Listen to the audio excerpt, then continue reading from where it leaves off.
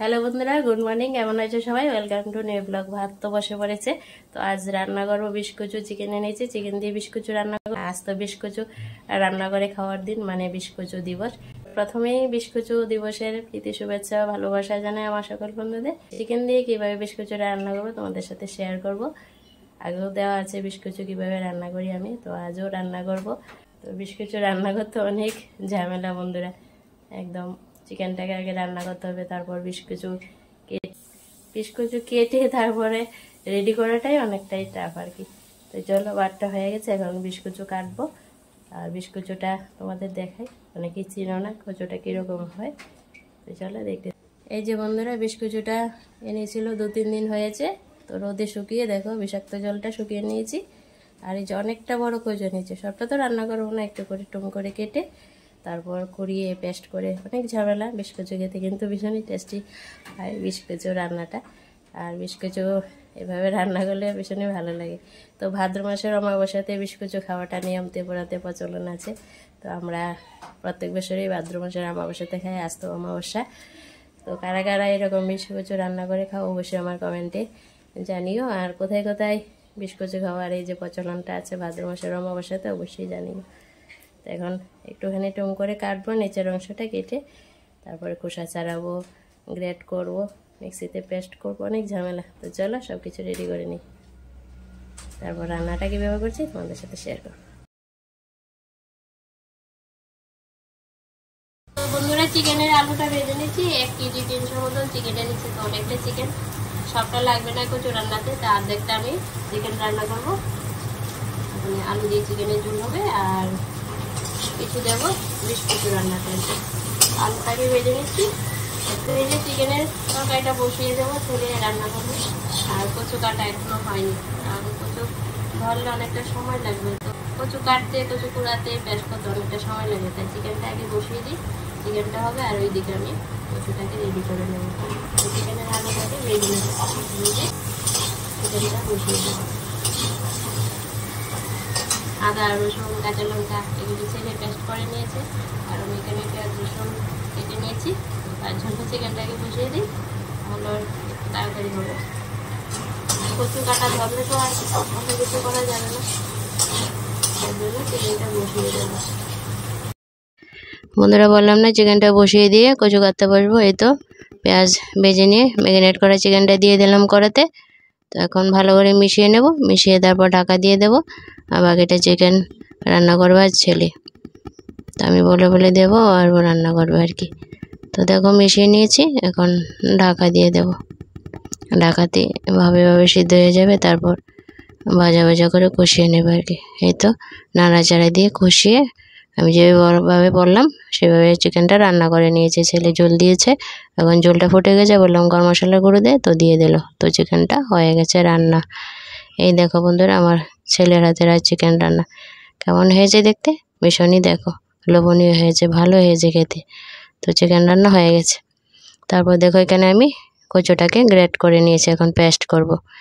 এই দেখো পেস্ট করে একটা চাকনিতে নিয়েছি, জলটা ঝরছে দেখতে পাচ্ছ। এই যে বেশ কচু পেস্ট করে নিয়েছি, এখন রান্নাটা বসিয়ে দেবো। আর এই দেখো চিকেনটাকে এই যে আদা রসুন পেস্ট মশলা দিয়ে ম্যারিনেট করে অল্প তেলে দিয়ে দিলাম, একটু ঢাকা দিয়ে দেবো। ঢাকাতে সিদ্ধ হয়ে যাবে, তারপর নেড়ে চেড়ে চিকেনটাকে ভেজে নেব। ভেজে নিয়েই কচুটা সম্বাদ দেবো। আর এইদিকে দেখো কড়াতে তেল দিয়ে একটু নাড়াচাড়া দিয়ে গরম করে নিচ্ছি। এই তেলের মধ্যে দিয়ে দিলাম জল জ্বালানো কচুটা, আর দিলাম সামান্য লবণ আর হলুদ দিয়ে একটু নাড়াচাড়া দিয়ে মিশিয়ে নেব। আর চিকেনটা এদিকে আবারও নাড়াচাড়া দিয়ে ভেজে নিচ্ছি। আর কচুটা দেখো নাড়াচাড়া দিয়ে মিশিয়ে নিয়ে অনেকটাই ভেজে নিচ্ছি। দেখো কচুর মধ্যে যদি অবশিষ্ট কিছু জল থাকে বিষাক্ত, তার জন্য কচুটাকে ভেজে একদম শুকনো শুকনো করে নেব। আর এদিকে দেখো চিকেনটা ভাজা করে নামিয়ে নিয়েছি। আর এদিকে কচু ভাজাটাও হয়ে গেছে, একদম ঝরঝরা হয়েছে। এখন সম্বাদ দিয়ে দিচ্ছি।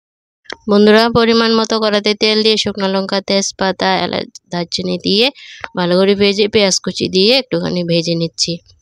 তারপর ভাজা হয়ে যাওয়ার পর গোটা কয়েকটা রসুন কো আর কয়েক টুকরো দিয়ে দিলাম পেঁয়াজ। তো নেড়ে চেড়ে নেব, নেড়ে চেড়ে তারপর দিয়ে দিলাম এই যে মশলা। কাঁচা লঙ্কা পেঁয়াজ দিয়েছি, জিরা গুঁড়ো, হলদি গুঁড়ো, লঙ্কা গুঁড়ো, ধনে গুঁড়ো, আদা রসুন সব কিছু দিয়ে ভালো করে কষিয়ে নিয়েছি। তারপর ভাজা কচুটা দিয়ে এখন নাড়াচাড়া দিয়ে মিশিয়ে একটুখানি কষিয়ে, তো দেখতেই পাচ্ছ ভাজা কচুটা দিয়ে দিলাম, এখন নাড়াচাড়া দিয়ে ভালো করে কষিয়ে নিয়েছি। এখন পরিমাণ মতো গরম জল দিয়ে দিলাম, দিয়ে লবণ দিয়ে দিলাম, নাড়াচাড়া দিয়ে কিছুক্ষণ ঝোলটা ফুটিয়ে নেব। কচুটা সিদ্ধ হবে আর একটু ঘন হবে, তাই ঝোলটা একটু বেশি দিয়েছি। ঝোলটা যখন ফুটেছে কিছুক্ষণ পর দিয়ে দিলাম ভাজা চিকেনগুলো দিয়ে কিছুক্ষণ ঝোলটা ফুটিয়ে এখন গরম মশলার গুঁড়ো দিয়ে জাস্ট মিশিয়ে নিচ্ছি। মিশিয়ে গ্যাসটা অফ করে দেবো। আর রান্নাবান্নাও আমার কমপ্লিট। চিকেনটা তো হয়ে গেছে, ছেলে রান্না করলো আগে। তো এই দেখো চিকেনটা দেখতে ভীষণই দেখো লোভনীয় হয়েছে। আর যখন গ্যাসটা অফ করে দিয়েছি, কড়াতেই আছে কচুর তরকারিটা। কচুর তরকারিটা দেখতেও লোভনীয় হয়েছে, খেতেও টেস্টি হয়েছে। তো বন্ধুরা অবশ্যই কমেন্টে জানিও আমার আজকের বিস্কুচু রান্নাটা তোমাদের কাছে কেমন লাগলো। ভালো খারাপ যাই হয়, বন্ধুরা স্নান করে আসলাম, এখন তো খাওয়া দাওয়ার পালা। দেখলে তো বিস্কুচু রান্না করলাম, চিকেনও রান্না হলো। তো বিস্কুচু দিয়ে জাস্ট জমিয়ে খাওয়া দাওয়া হবে। আজ অমাবস্যা, তো অনেকে আবার কালী পুজো করছে। তো অমাবস্যার দিন এই বিস্কুচুটা খেলে ভালো, শরীরের জন্য বিষ ব্যথা কমে যায় আর কি। চলো খেয়ে নিই, খেয়ে তারপর তোমাদের রিভিউ দিচ্ছি কেমন হয়েছে টেস্টটা। চলো খেয়ে নেবো এখন। বন্ধুরা কচুর তরকারি দিয়ে খেয়ে আসলাম। কচু যত সুন্দর করে রান্না করো হোক না কেন, বেশ কিছু কিন্তু গলা ধরার একটা ভয় থাকে। তো না আবার ধরেনি, কারণ সাথে নিয়েছি লেবু। তো লেবু দিয়ে বিষ কচুটা খেয়েছি, ভীষণই ভালো হয়েছে। আর চিকেনটা তো আজ ছেলে রান্না করলো, আমি বসিয়ে দিয়েছি, ছেলে নাড়াচাড়া দিয়ে নামিয়েছে, ভালোই হয়েছে। তো খাওয়া দাওয়া হয়েছে, এখন করবো রেস্ট। তো যারা যারা চিকেন দিয়ে বিষ কচুটা রান্না করে খাওনি অবশ্যই ট্রাই করতে পারো, ভীষণই ভালো হয়। তো চিকেন দিয়েও রান্না করা যায়, আবার হাঁসের মাংস দিয়েও নাকি ভালো হয় কচু। আমাদের ত্রিপুরাতে এ প্রচলনটা আছে, আর তার জন্যই ত্রিপুরাতে বিষ কচু দিবস পালন করা হয়। প্রত্যেক বছরই অমাবস্যাতে বিষ কচু রান্না হয় সবার ঘরে ঘরে ত্রিপুরার। তো ভীষণই একটা মজার দিন। তো আর চারিদিকে দেখো কালী পুজো হচ্ছে, আজকের অমাবস্যাটাও ভালো। তো বন্ধুরা বিষ কচু রান্নাটা তোমাদের কাছে শেয়ার করলাম, যে কেমন হলো আমার রান্নাটা অবশ্যই কমেন্টে জানিও। ভাদ্র মাসের অমাবস্যাতে রান্না করে খাও কিনা অবশ্যই জানিও। কোথায় কোথায় এরকম প্রচলন আছে অবশ্যই জানিও কমেন্টে। আমাদের ত্রিপুরাতে ঘরে ঘরে আজ বিষ কচু রান্না হচ্ছে। তো চলো আবার আসবো নতুন ভিডিওর সাথে। অবশ্যই তোমরা আমার পাশে থাকবে। যারা ইউটিউব থেকে দেখছো, যদি ফলো না দিয়ে থাকো, নতুন বন্ধু হয়ে থাকো, অবশ্যই ইউটিউব চ্যানেলটাকে সাবস্ক্রাইব করে দিয়ে বেল আইকনটা বাজিয়ে দেবে। আর যারা ফেসবুক পেজ থেকে দেখছো বন্ধুরা, অবশ্যই ফলো না দিয়ে থাকলে একটা ফলো দেবে। তোমাদের ফলো আর সাপোর্ট ভালোবাসাই চাই বন্ধুরা। বন্ধুরা এইভাবে আমাকে একটু এগিয়ে নিও সবাই। তাহলে আজকের মতন ব্লগটা এখানে এন্ড করছি। আর অবশ্যই কে কোথা থেকে আমার ভিডিওটা দেখছো কমেন্টে জানিও। ভালো থেকো সবাই, পাশে থেকো সবাই। Thank you.